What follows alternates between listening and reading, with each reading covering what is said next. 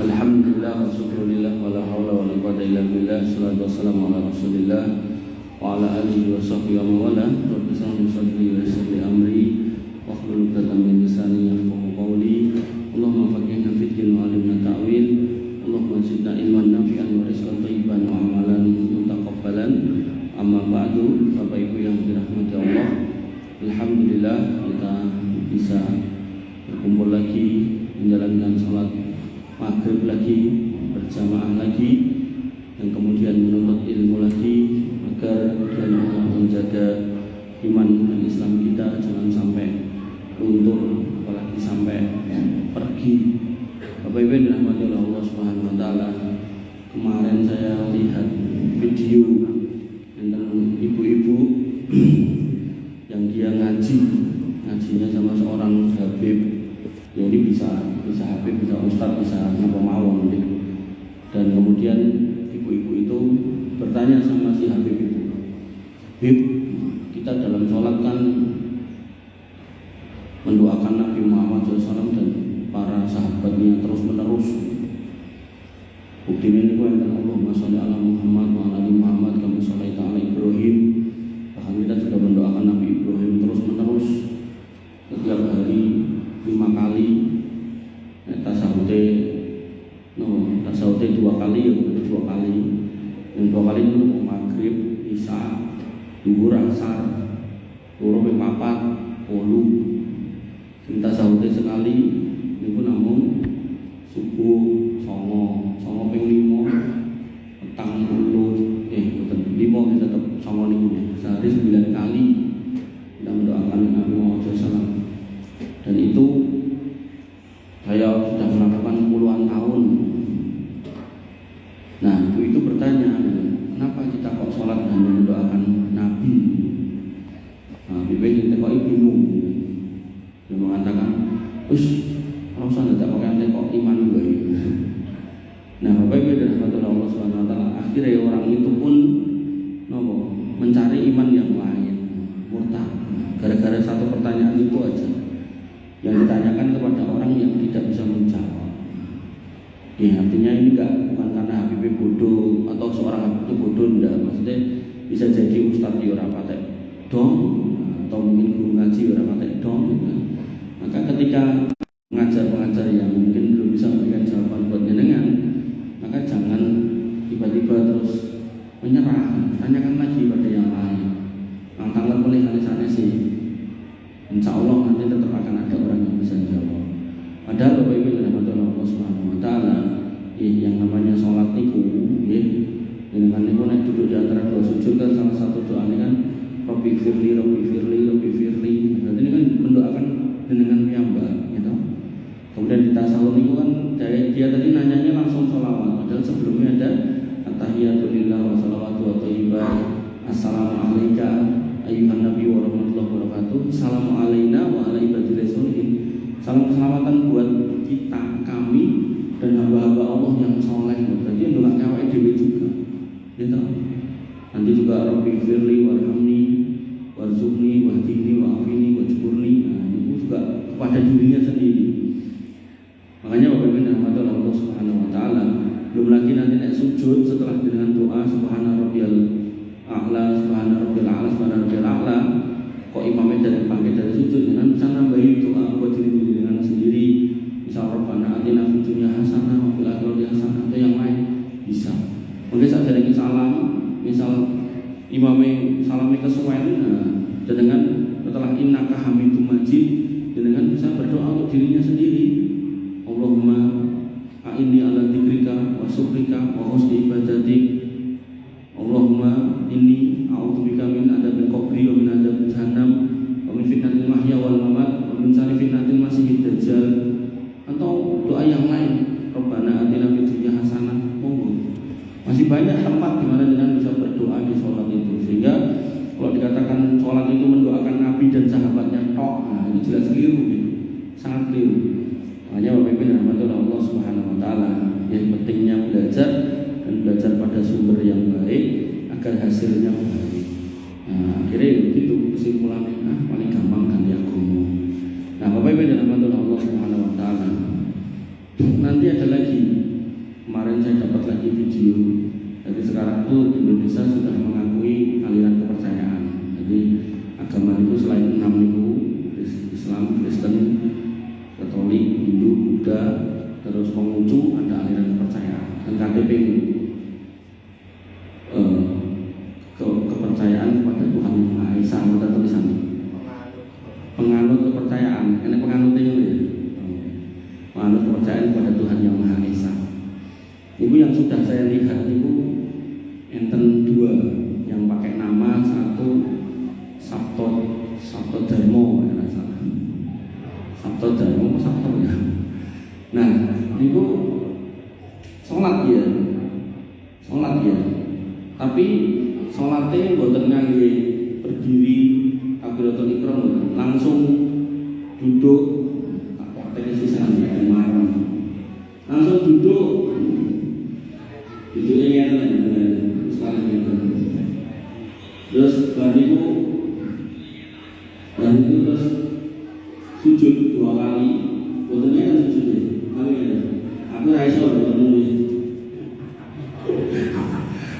Itu dongane apa? Pas kali sujud itu Allah Maha Baik, Allah Maha Adil, Allah Maha. Nyebut apa? Sabto Darmo, Sabto Nopo. Terus katanya kami nggak pakai kitab suci, tapi kami membaca ayat-ayat alam. Maksudnya diperjelas lagi bahwasanya ketika daun itu berjatuhan, maka kita akan paham bahwasanya semua yang di atas akan turun. Semua yang punya ego di atas harusnya jangan sombong. Macam-macam aneh-aneh. Kemudian kami juga tidak menyebut Tuhan dengan istilah tertentu. Kami menyebut Dia yang Maha Kuasa. Maka tadi menyebut Allah. Nah, ternyata Bapak Ibu dirahmati Allah, orang yang semisal itu ketika diwawancara ditanya, dengan kok sampai pada titik ini pencariannya gimana Pak? Jawabannya, saya dulu lahir dari keluarga Islam abangan. Akhirnya mau nggak mau KTP saya ya harus Islam. Nah, terus akhirnya saya mencari, nah ketemulah yang saya yakini ini, dan sekarang sudah diakui negara. Maka kata dia, saya pengen nanti tetangga saya, teman saya, tak tunjukin KTP saya, jadi saya nggak usah deret-deret kudu melu agama kaya apa wong agama itu sing iki. Nah dari situ saya merenung terus, kok enek ngomong yang ini ngopo ya? Tadi sebabnya dia sendiri menyatakan Islam abangan. Apa itu Islam abangan? Islam awam. Nah orang awam harusnya apa Pak? Belajar biar mantap Islamnya, sinau ngaji dari sumber yang benar, bukan malah menikmati kejahilan, kebodohan, ketidakpahaman, malah gawe rumus diri. Makanya pas ketika Allah mengatakan fas'alu ahla dzikri in kuntum la ta'lamun, nek enggak tahu itu tanya sama ahli dzikir. Ahli dzikir itu bukan ahli wirid, itu bukan ahli dzikir niku ahli Quran. Nah kok ngono?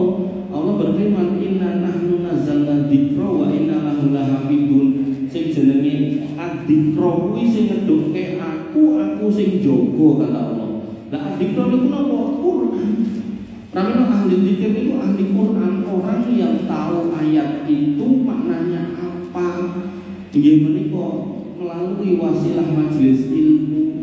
Ramene sering sekali saya sampaikan Nabi SAW bersabda majtama'a qaumun fi baitin min buyutillah yatluna kitaballah wa yatadarrusuna bainahum illa nazalat alaihim sakinah.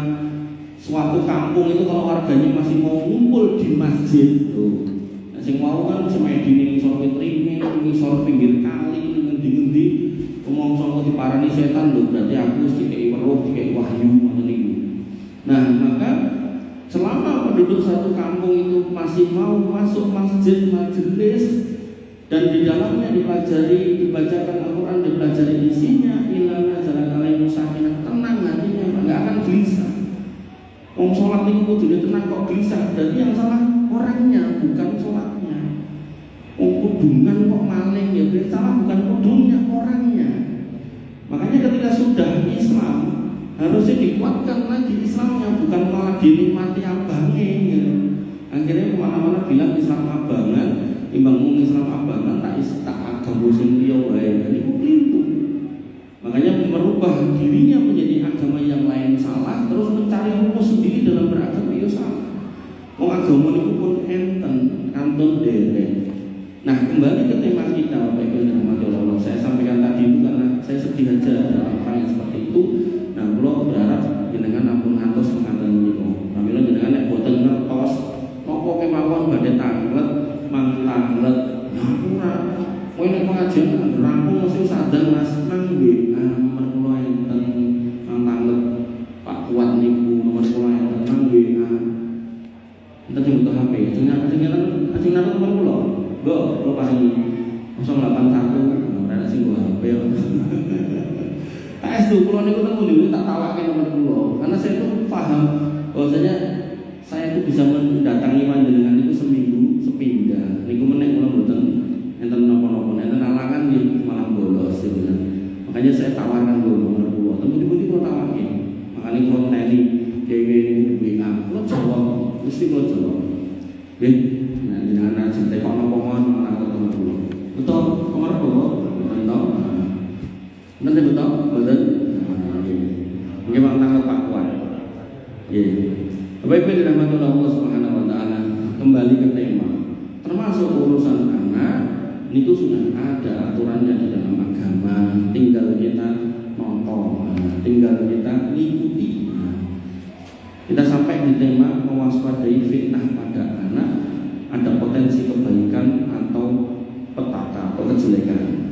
Bapak Ibu dirahmati Allah Subhanahu wa taala, sebelum membahas itu maka kita akan memahami atau mencoba belajar apa itu fitnah.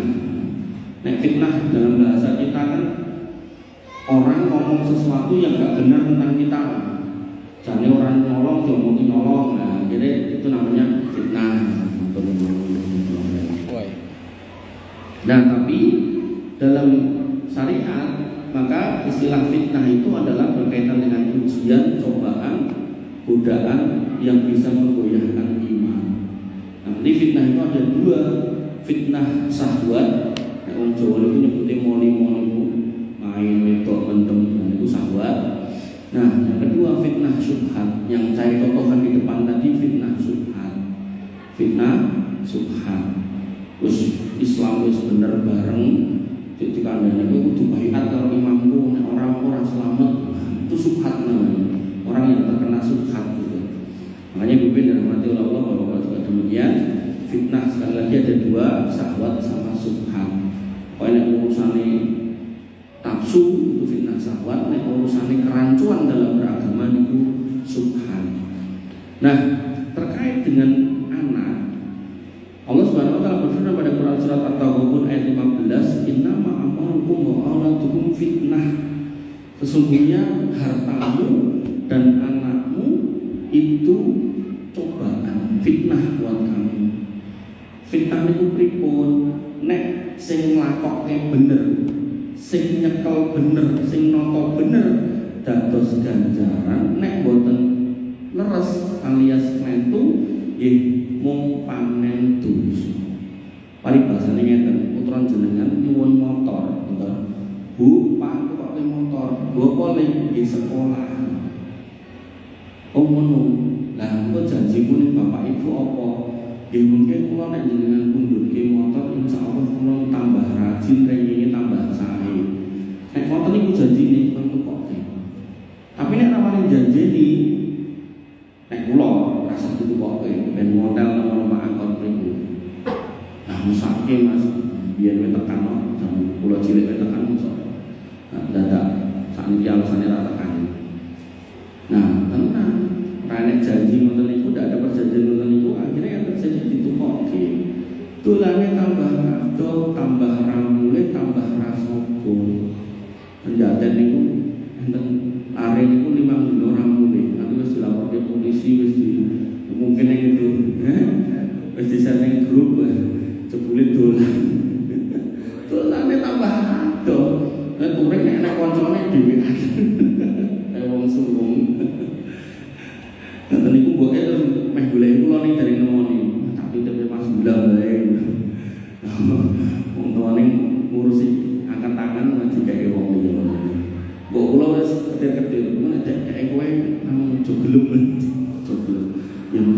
perjanjiannya apa? Nek gelem dadi apik, gelem berubah ya enggak apa-apa. Tapi nek ndak ya Allah. Ada dong yang sepuh LDI, ora tidak LDI, sing digoleki kula. Oh. Terus apa ya kula terus gila karo LDI boten. Orang Islam yang masih sholat menghadap kiblat niku saudara kita, walaupun mereka orang anggap. Makanya nek ngomong wani nyedaki kula wani ngomong kali kula ya kula sauri nek gelem janji dadi bocah apik manut ya ayo. Nek ora yo. Hanya memimpin rahmatullah Allah Subhanahu wa taala. Terus kula nek nyinggung LDI bukan berarti saya benci boten. Tidak ada, saya benci tidak ada. Mesake malah. Mesake. Nek gelem ngejak ngobrol malah kula tanggapi. Nah, Al-Imam Ibnu Katsir mengatakan terkait ayat itu tadi, ikhtibarun wa imtihanun min Allah. Yang namanya harta kali putra tadi itu ujian dan cobaan dari Allah li ibadi buat hambanya. Yahtabiruhum ay qaddamuna ta'atahu ala mahabbatil aulad wal amwal. Di mana Allah ingin tahu apakah manusia itu lebih mendahulukan anak dan hartanya daripada kepada Allah Subhanahu wa taala. Mendahulukan harta niku pripun? Lagi sibuk dodol krungu ada orang ndang salat malah nesu-nesu. Ya mene wis sadar. Ya mene wis sadar. Kok yo rada mengko lho wayahe. Sing rampung padahal. Nah ini banyak orang ngeluh subuhnya kegasian jam 4 kurang seperempat wis adzan. Banyak orang ngeluh, saya sering dengar. Ampun nggih. Jenengan nek mireng adzan ampun ngeluh wae, apapun yang terjadi mang lambai. Nek ning ati niku ketok anyel ampun ditokke. Nek sepatu niku bahaya. Bahaya. Mang lambai mau bismillah. Salat silah. Mboten mawon. Mungkin ampun nggih jam ditutuke nang sing dilakoni. Nah, anak gimana anak? Sama. Anak itu tadi ketika kemudian ada orang tua yang anaknya minta sesuatu mereka misal motor tadi ternyata Pak udah selalu oke, akhirnya direwali nanti jadi maling tercolong oleh wong sing demi anak dan banyak lupa ya demi anak orang tua berbuat apapun kan? Korupsi lah menjolimi orang lain demi anak. Makanya maknanya adalah anak bisa menjadi fitnah, yaitu ujian apakah orang tua mampu menjadikan mereka itu jalan menuju surga atau justru malah menjerumuskan mereka ke lubang neraka karena terlalu cinta dunia lewat anak-anaknya. Makanya Bapak Ibu rahmatullah Allah, dengan mumpung kesehatan yang sepuh, sering-seringlah membuat perjanjian dengan putra-putra jenengan. Nek dia minta, jadi wong tua mesti parani anaknya lho, lalu Pak kok iki yo ngaji sih, ngoten tak apa-apa. Bu, kok iki, no, apalan sih ini surat apa? No, anak mbak, mau sampai napal kok. Nah, kan aku bisa nyemak, gitu. Kowe sing ngapalke aku sing nyemak, tak apa-apa. Bu, jangan iki, yo, ini masjid sih rutin 5 waktu seminggu. Kok ning kono ketemu sapa, delok tanda tangan. Kaya ngono kaya itu tapi kan riak. Untuk pendidikan anak tidak apa-apa. Riak niku nek putrane pun gede pada putra. Ono salat sih itu kurang baik nih. Tapi mau masih kecil-kecil nonton-nonton niku enggak apa-apa. Ono ning masjid 2000 apa. Kalau zaman cilik niku nek ning masjid niku dikai duit ibu kula niku 100 koin niku. No. Seneng tenan. Bapak-bapak rahmatullah Allah Subhanahu wa taala. Kemudian di dalam Quran surat Al-Kahfi ayat 46 Allah Subhanahu wa taala menyebutkan bahwasanya anak bisa menjadi nikmat tapi di sisi lain juga amanah dari Allah Subhanahu wa taala. Al-malu wal banun zinatul hayatid dunya. Harta dan anak itu adalah perhiasan dunia. Nek tadi adalah cobaan atau fitnah, nek sekarang disebut sebagai perhiasan. Maka anak ini tinggal bagaimana settingan dengan yaitu apa? Pilihannya cuma 2, jadikan seindah-indah perhiasan dunia atau nek jangan gagal di situ, maka dia akan menjadi seburuk-buruk fitnah buat orang tuanya. Nanti dalam bab wanita, ya istri, sami istri itu kalau solihah maka dia perhiasan dunia yang paling indah, tapi kalau tolihah maka dia adalah sebesar-besar fitnah di dunia. Al-Imam As-Sa'di mengatakan tentang ayat itu, huma zinatud dunya wa mata'uha. Keduanya yaitu harta dan anak itu adalah bisa menjadi perhiasan pada dunia yang fana ini, walaisa bibaqiyaini, di mana dua-duanya itu tidak kekal. Anak enggak kekal, istri juga enggak kekal, harta yang enggak kekal. Fa'alal abdi ayyastakmilahuma fi ta'atillah.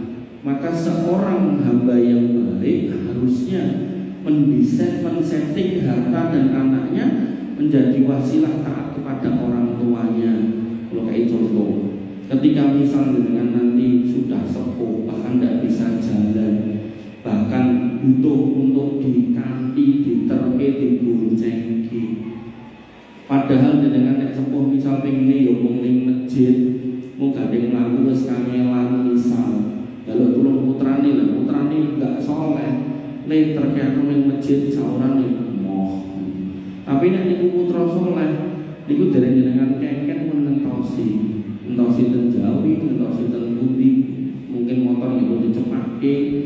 Nek jenengan boten saged nyengklak motor sing biasa niku nek perlu ditukokke atau digaweke bentor malah ben iso rada semindi. Piye carane? Nek gawe kongelan itu pakai tosa ngono lho rampung ya. Niku nek anak saleh itu diusahake tenan. Tapi nek wis gak saleh, wis le Pak iki wis jarang ning masjid iki kok diterke ora ketan Jumatan mohon. Ya kok ora Jumatan ning adoh. Ning ngendi Mekah. Wong aneh-aneh niku Jumatane ning Mekah. Bapak-bapak dirahmati Allah Subhanahu wa taala. Pramila anak adalah amanah, bukan milik kita yang suatu waktu bisa diminta oleh Allah. Maka orang tua tidak boleh merasa memiliki mutlak, melainkan harus menjaga dan mengarahkan mereka menuju ridho Allah. Kemudian yang ketiga, ujian kecintaan kepada anak tidak boleh melebihi kecintaan kepada Allah dan Rasulnya. Jadi tadi pun kalau singgung ke situ. Tapi ini ada ayatnya, yaitu Quran surat At-Taubah ayat 24. Kul in kana aba'ukum wa abna'ukum wa ikhwanukum wa azwajukum wa asiratukum wa amwalun nikhtaraftumuha wa tijaratan tahsawna kasadaha wa masakina tardawnaha ahabbu ilaikum minallahi wa rasulih wa jihadin fi sabilih wa tarabbasu hatta ya'ti Allah bi amrihi wallahu la yahdil qaumal fasikin. Katakanlah jika bapak-bapakmu, anak-anakmu, saudara-saudaramu, istri-istrimu, kaum keluargamu, harta kekayaanmu yang kamu usahakan, perniagaan yang kamu khawatir rugi, rumah-rumahmu, semua itu kamu lebih cintai daripada Allah, Rasulnya, dan perjuangan di jalan Allah, maka tunggulah sampai Allah mendatangkan keputusannya, dan Allah tidak memberi petunjuk kepada orang-orang fasik. Ibnu Katsir mengatakan maknahu at-tahdidu wal wa'idu ala taqdimi mahabbati haula'i ala mahabbatillah wa rasuli. Maknanya adalah ayat itu menjadi ancaman buat siapa saja yang mementingkan cinta kepada keluarga yang disebut tadi, bapaknya, ibunya, anaknya, semuanya, perdagangan rumahnya, dibandingkan cinta kepada Allah. Allah mewanti-wanti, hati-hati loh dengan firman-Nya tadi, yaitu fatarabbasu hatta ya'ti Allah bi amri. Hati-hati, tunggunen sampai Allah mendatangkan keputusannya. Tegasnya apa? Orang-orang yang mencintai keluarganya lebih cinta kepada Allah, mencintai anaknya lebih cinta kepada Allah, padahal anaknya tidak mengantar cinta kepada Allah, justru mengajak bermaksiat kepada Allah, maka adanya cuman kerugian. Lo kayak contoh meleh, contohnya Mas, anak itu pakai motor, kok darulah motornya hilang. Oh ya wis hilang ya, aku tak pakai tak nyaleni meneh, barangkali untuk rezeki suatu meneh. Anaknya keminter ngomong, Pak, ayo merdukun. ditekoki kancaku kae ketemu umum lah kuwi dosa alah timbangan ini dengan pukul kesuwen ayo nang pukul angkat kali putra itu anak menjerumuskan bapaknya ke tempat kesehatan. Makanya Bapak Ibu dan Allah Subhanahu wa taala, jika cinta kepada anak melalaikan kita dari taat, maka ia telah berubah yang tadinya nikmat perhiasan dunia menjadi ujian yang sangat berat, bahkan fitnah yang bisa menjerumuskan orang tuanya ke neraka. Makanya enggak semua permintaan anak itu harus dituruti. Sampai mungkin yang sepuh saking senengnya karo anake jual wae dituruti. Daluk cium tukoke, daluk duit judi dikeki gitu kan. Dicukupi kabeh. Arep nglakoni apa wae dijarake, bahkan ketangkep polisi sampai di piye carane ditokke gitu kan. Maka Bapak Ibu dan Allah Subhanahu wa taala, itulah fitnah yang mengerikan. Dan Allah tadi mengancam fatarabbasu hatta ya'ti Allah bi amrihi. Tunggunen nanti keputusan Allah akan datang buat mereka yang lebih mementingkan dunia dan keluarganya daripada Allah Subhanahu wa taala. Kemudian yang keempat, maka anak sebagai sumber kebaikan, doa, amal jariah dan penyambung pahala. Maka agar anak tidak menjadi fitnah, maka anak harus didesain seperti itu. Nabi SAW bersabda, "Idza matal insanu inqata'a anhu amalahu illa min salasin." Jika seorang itu meninggal, maka amalnya terputus kecuali 3: shadaqatin jariyatin, sedekah jariah, atau ilmin yuntafa'u bih, atau ilmu yang bermanfaat, atau waladin sholihin yad'ulah, atau anak soleh yang mendoakannya. Maka maknanya anak yang soleh adalah investasi abadi, dan ia meneruskan amal dan doa orang tuanya. Karena itu mendidik anak bukan sekedar soal gaya-gayaan, tapi itu adalah ibadah seumur hidup. Pramila ketika seorang tua bisa mendesain anaknya menjadi anak yang solih, maka anak itu bukan menjadi fitnah buat orang tuanya, tapi akan menjadi perhiasan buat orang tuanya, bahkan seumur hidup. Bahkan ketika orang tuanya meninggal, dia masih punya faedah, masih punya manfaat, masih dapat orang tuanya itu kebaikan dari apa? Doanya, amal solihnya. Mungkin waktu kecil di masjid itu kayu konek mangkat di masjid kayak ide 1.000, 2.000 atau 5.000 monggo sesuai kesanggupan dengan. Kok ternyata alhamdulillah rajinlah dia ke masjid. Orang tuanya sudah meninggal, dia rajin ke masjid, rajin sholat, otomatis orang tuanya dapat transferan pahala. Niku dereng lek ndongake, dalah yo ndongake sisa transfer pahala. Makanya wau enten lare cilik niku ngageti kula ning toilet dhewe ndelik. Wah, kaget ya kaget. Terus kula tekoki, lek kowe putune Mbah Sigit to. Nggih. Oh, ngoten niku lho. Nak bae lah dia guyu kan kuburan. Soalnya napa?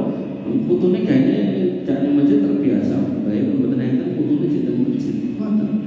Amin dengan yang masih napa? Kadang putu-putu yang kecil-kecil itu saat yang tepat untuk di brainwashing, dicuci otak, diresiki otaknya, dibawa ke tempat yang bagus-bagus. Dan umur-umur ngoten niku napa? Nempel Pak nang otak niku. Wah, kemudian cilikanku bahagia. Lah napa? Dijak aku ning masjid. Ora mung dijak ning sawah iki, ngoten napa dijak ning sawit. Ini maksud kula ning masjid nggih ampun napa ketinggalan ngoten lho. Masjid ugi ngoten. Dijak aku ning masjid, mulai nang masjid dijajake cilok, lancen sepele to barang-barang boten pripun-pripun, boten hal yang mewah. Tapi niku akan menjadi kenangan terindah buat jenengan dengan situ. Bapak Ibu dirahmati Allah Subhanahu wa taala. Kemudian anak bisa menjadi petaka ketika anak itu menjadi penghalang dari ketaatan. Allah Subhanahu wa taala berfirman pada Quran surat Al-Munafiqun, "Ya ayyuhalladzina amanu la tulhikum amwalakum wala auladakum an dzikrillah."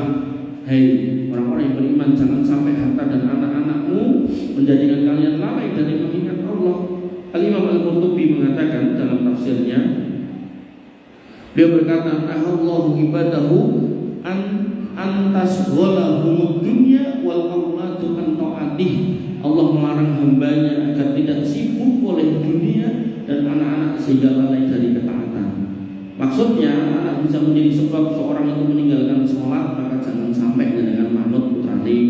Bisa juga membuat orang tua itu menunda zakat, membayar zakat jadi malas, maka jangan ikuti anak yang menghasut untuk tidak bayar zakat. Kalau kayak contoh, kadang mbah-mbah biyen kadang sebentar ribet lumayan ini sertifikatnya wong siji wae ngono.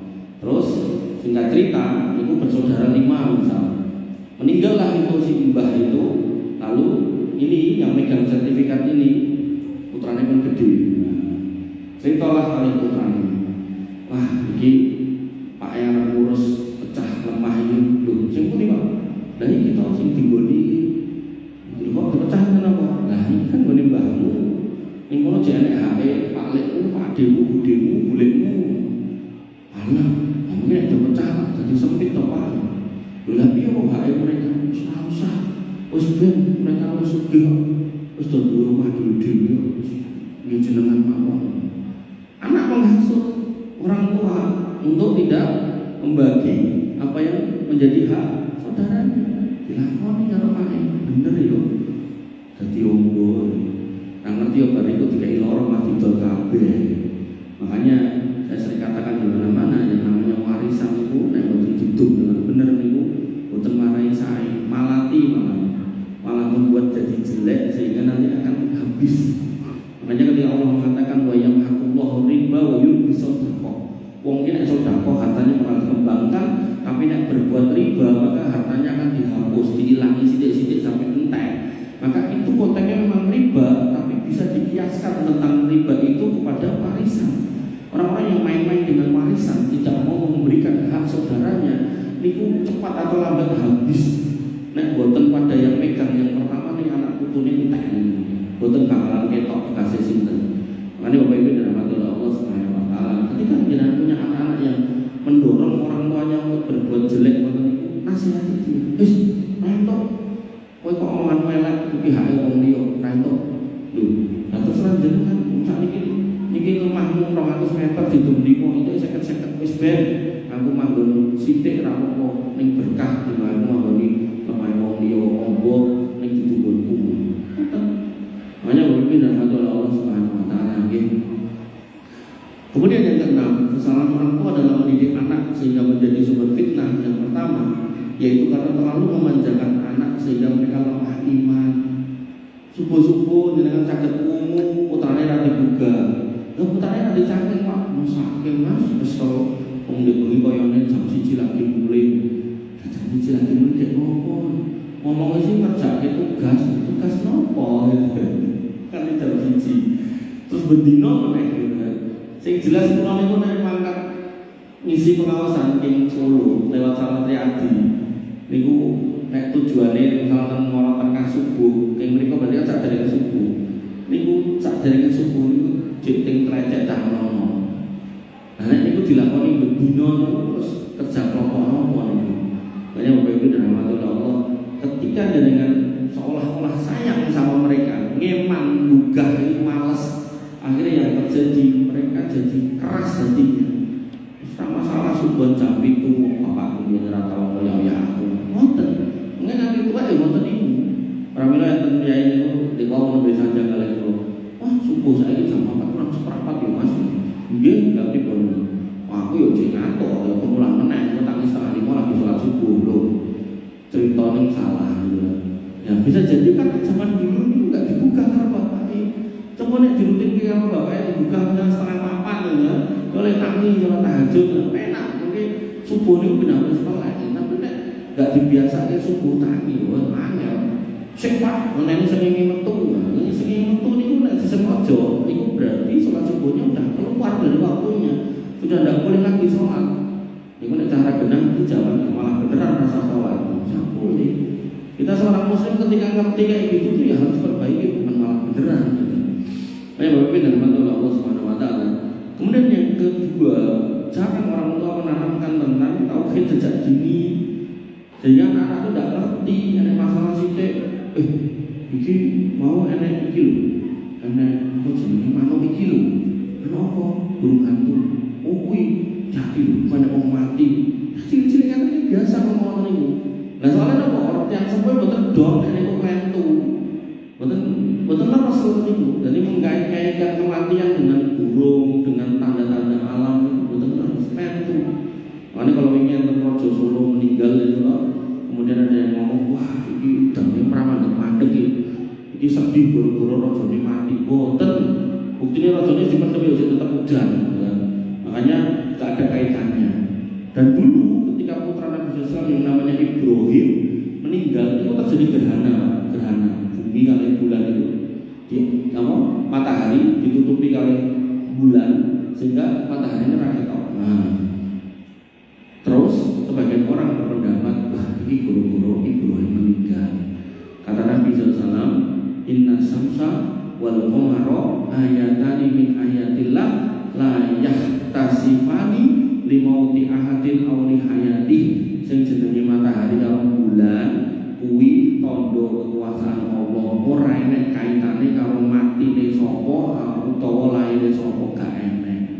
Nek matahari bulan yang segede itu ndak ada nopo meleh manuk, burung hantu, burung gagak, manuk perenjak, manuk ciblek, mboten enten kaitane. Wah, iki nek perenjak berarti mek rezeki teko. Lah nek ngono iki perenjak wis sing akeh. Nah, nek ora teko sing manuk gagak sing iku ya ora mati-mati.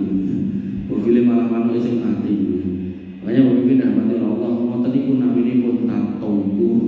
Dalam Islam boten angsal mengait-ngaitkan kejadian dengan binatang, dengan fenomena alam tidak boleh. Dan itu kalau orang tua ini nggak paham, anaknya nggak ngerti, akhirnya mereka tumbuh tidak di atas akidah yang benar, sehingga mungkin gampang wedi, delok papringan peteng wedi, lewat mriku mampu kecing wedi, lah ngopo enek gendruwo mentut, nah ngomongnya ngoten niku. Aneh-aneh omongannya. Makanya kula niku nganti enten piyai niku crita macam-macam sing koncokan gendruwo sing macam-macam. Lah kula ya mau guyu tok. Kula ya diceritani pun bola-bali niku blas ta tau delok. Nanti dijodohi ngomongin Mbah Josroyo metu tanggal semene bulan semene komplit sak anak bojone karo putune gitu kan. Kula niku yo ora enek, tapi wong mbok sajen kathah. Makanya Bapak Ibu dalam Allah Subhanahu wa taala ini pentingnya punya akidah yang baik. Dan alhamdulillah di kajian yang cah nenek itu saya sampaikan tentang akidah yang lurus, akidah yang baik. Makanya PR dengan tinggal mendorong putra putri dengan itu untuk duduk teneriku kaos bareng-bareng. Bahkan ketika mereka radong itu silakan bertanya, tanya sak seneng-senengi, sak oke-oke, terus takut tiga hadiah, takut tiga suguhan, kurang meliput boleh terjadi pol penai. Makanya pemimpin rahmatullah Allah Subhanahu wa taala. Kemudian selanjutnya, kenapa anak itu menjadi sumber fitnah? Beberapa pertemuan yang lalu kita pernah bahas juga, yaitu ada orang-orang tua yang malas mendoakan putranya. Padahal itu putra-putranya piyambak kanggo ndongake Robbi habli minas solihin. Nek apal nek mboten apal ya Allah dadoske putra kula nika si Joko nika dados lare saleh, si Wati nika dados kiai salihah. Kapan ngucap ngono? Wah ngele kadang enten kiai sepuh niku putrane dugi ning tebih. Bu, aku sesuk menek iki dongake donga dhewe ora iso lambe mning. Malah ngoten saurane. Kula diceritani anake ngene, mbokmu muni ngono kuwi, kaya apik men lakone. Kuwi garek ndongake mboten bayar mboten kelangan. Nggih, dan niku harus dengan ulang-ulang terus. Mboten mung sepisan. Wis aku tau tak dongake buktine yo ora kabul gagal. Wong tak dongake dadi cah saleh malah saiki ra salat dulu. Harus diulang-ulang. Jangan sekali dua kali, berkali-kali sebagaimana jenengan setiap hari mencarikan nafkah. Sebagaimana jenengan setiap hari ngliwetke Bu, niku kalian ngliwetke niku kalian ndekek meja niku Robbi habli minas solihin. Kumule memang rezeki iki dadi cah saleh. Ngoten. Ampun sregep nyepake niku borampe notokke niku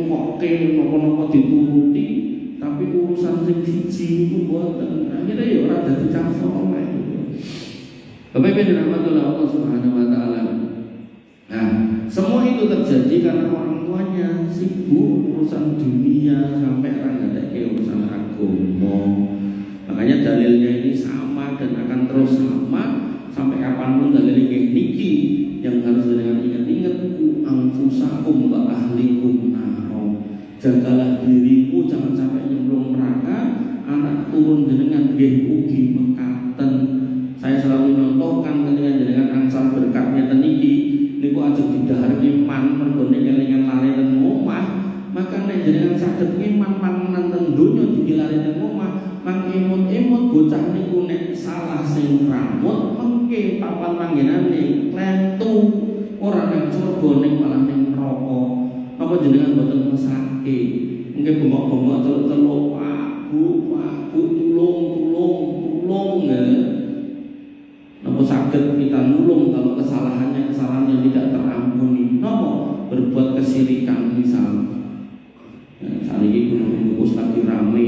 Nek muawi niku lari kita ke situ mati, lagi nyebrang kae kapale terus bocor mendelep mati.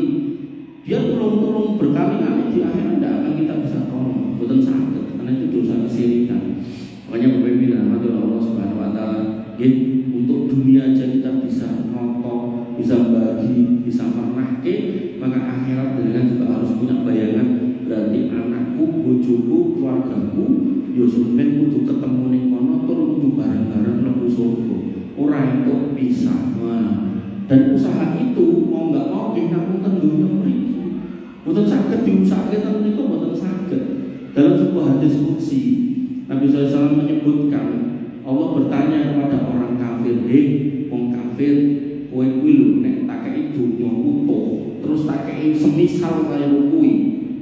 Terus kowe nemung neraka, terus tak jaluk siji, kok kei apa ora jawaban orang kafir saya kasihkan.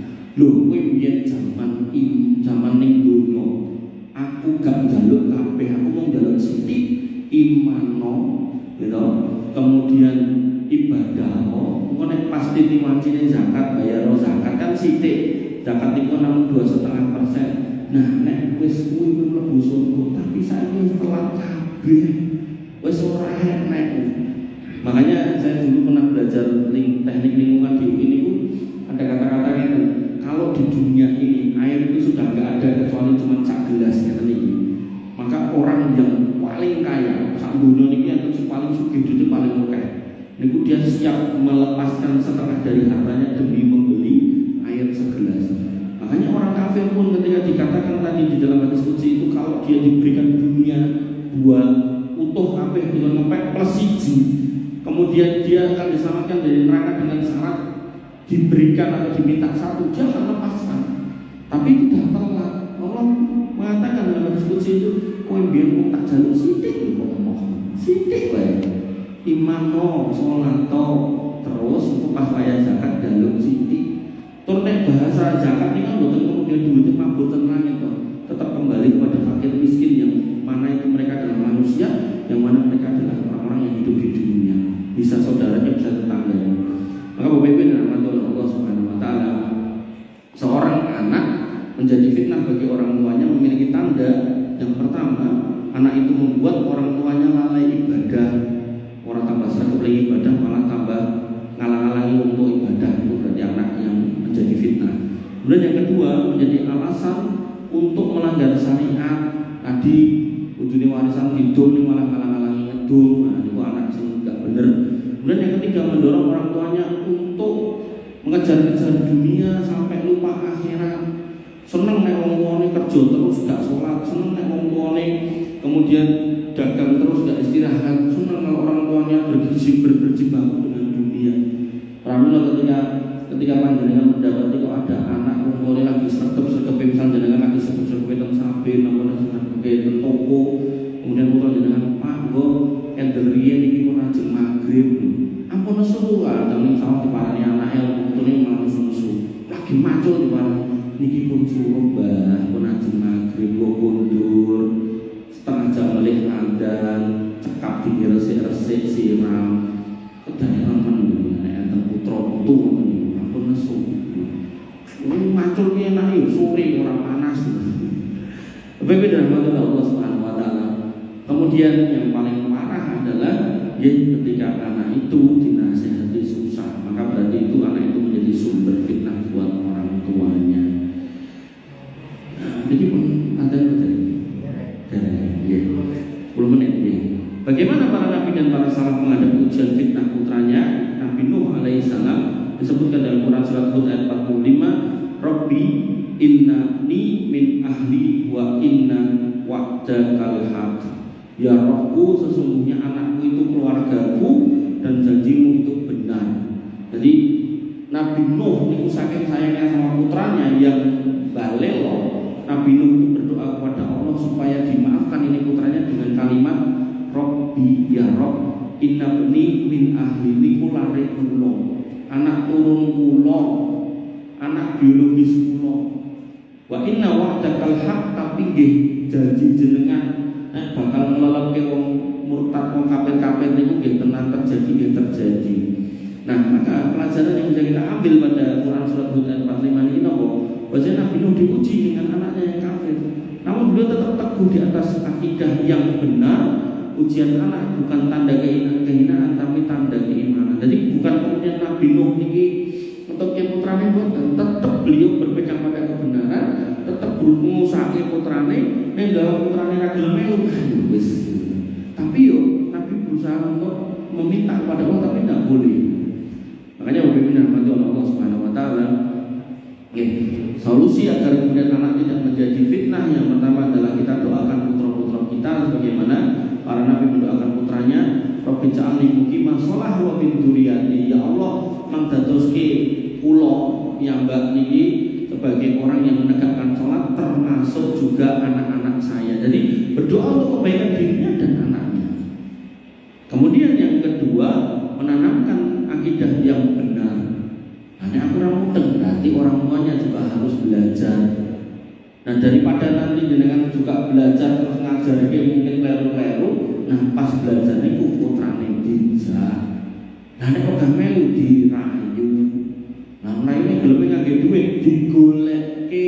Nah pun ajeng napa mulai pokoke piye carane? Piye carane? Nek misalnya di sekolah mangkat ngaji. Engko nek ngaji sesuk tak sangoni, nek ora ngaji sesuk ora tak sangoni. Nah, ndak apa-apa. Rodok galak sithik ndak apa-apa, itu demi kebaikan. Nah, mau Pak main di pasar malam, yo duit. Nah, nek ora tau ngaji jarke wae. Nah, kemudian yang ketiga mengajarkan adab, bukan hanya ilmu dunia. Yang sekolah misalkan teknik, kan STM, yang sekolah dados nopo silakan, tapi diajari adab Islami yang baik. Bagaimana dia menjadi anak-anak yang baik, bagaimana dia menjadi teman-teman yang baik, bagaimana nanti dia menjadi seorang pengusaha yang baik. Kemudian yang keempat menjadi teladan nyata dalam amal sholih. Berarti panjenengan nyari ilmu, ilmunya diamalkan, putrane nggih dijak amalke bareng-bareng. Yule melu pake endi Pak? Ning panti asuhan ning kono kae lho. Lah itu nopo? Anu iki jadwale bapak ngewangi kono. Dan mereka jenengan ngewangi nopo? Anu yo jane gawean sepele misahi piring. Ndak apa-apa. Ndak apa-apa. Sampai ada bapak-bapak niku biasane niku kan niku nopo kayak rumah sakit juga wonten iki nampung piye-piye stres ngono. Tapi niku nggih nampung misahi piring terus nopo piringe. Dan itu menjadi wisata rohani yang lebih baik daripada piknik ten pantai atau ten budi. Tapi benar Allah Subhanahu wa taala. Atau misal yo main main di kuburan, apa selesai kurang gawean Pak. Ora apa-apa. Iki go ngeling-eling mati yo. Dudu disuket nyamon-nyamoni. Kemudian yang kelima, menjaga lingkungan pergaulan anak-anak. Maka kalau panjenengan mendapati putra dengan lingkungannya sudah tidak baik, maka segera disingkirkan, dijauhkan dari lingkungan yang baik. Nah, kesimpulan, anak sebagai investasi akhirat bukan ujian yang menjerumuskan. Artinya orang tua yang cerdas akan menjadikan putranya sebagai investasi akhirat, bukan justru menjadikan mereka itu ujian yang menjatuhkan kita. Maka anak bisa menjadi jalan ke surga jika diarahkan dengan iman, namun juga bisa menjadi jalan menuju neraka jika diabaikan kebaikan iman dan Islamnya. Maka kewajiban orang tua bukan sekedar mencukupi urusan dunia, tapi mengusahakan selamatnya iman mereka, ruh mereka dengan akidah yang benar. Kemudian saya tutup dengan firman Allah Subhanahu wa taala, "Innallaha ma'al ladzina taqaw wal ladzina hum muhsinun." Sesungguhnya Allah Subhanahu wa taala akan senantiasa bersama dengan orang yang bertakwa dan orang-orang yang berbuat baik. Perbuatan baik yang terbaik adalah baiknya orang tua kepada anaknya, kepada keluarganya. Dan perbuatan yang terbaik kepada keluarga itu adalah membawakan hidayah kepada mereka. Terus ketika kita punya, misal seorang anak saya punya orang tua, misal orang tua saya maksiat, maka anak yang terbaik adalah yang mengembalikan orang tuanya kepada kesolihan, bukan kemaksiatan. Misal saya sebagai bapak, saya punya anak saya maksiat, maka bapak yang terbaik adalah yang membawakan hidayah kepada putranya, diluruskan malih. Berarti itu rasa nafkah, tetap hari nafkah. Cuman pemberian karunia terbaik adalah mengantarkan mereka ke jalan selamat. Ngoten. Nek soal nafkah itu kan pakai enten sing kathah dan sing sekedhik, tapi nek soal hidayah iki sapi, jenengan punya tugas yang sama. Nek soal nafkah itu kembali ke masing-masing keluarganya. Enten sing sedina dikei sak kurang, enten sing sedina dikei 50 cukup kan, makanya itu masing-masing. Tapi nek soal hidayah, soal sholat itu sami. Wong sugih ora duwe kudu salat. Wong pinter wong rapat pinter ya kudu salat, pejabat atau masyarakat ya kudu salat. Mau sami niku. Makanya PB dan Allah Subhanahu wa taala itu yang harus kita usahakan bersama. Jangan sampai nanti menjadi penyesalan, maka jangan sampai putra-putri kita itu menjadi fitnah buat kita di dunia yang akhirnya menjadi kesengsaraan di akhirat. Jadikanlah mereka sebaik-baik perhiasan di dunia agar nanti di akhirat menjadi ladang pahala yang besar buat kita semua. Bila mengatakan yang sudah saya sampaikan, kurang lebihnya saya mohon maaf. Wallaahu minkum.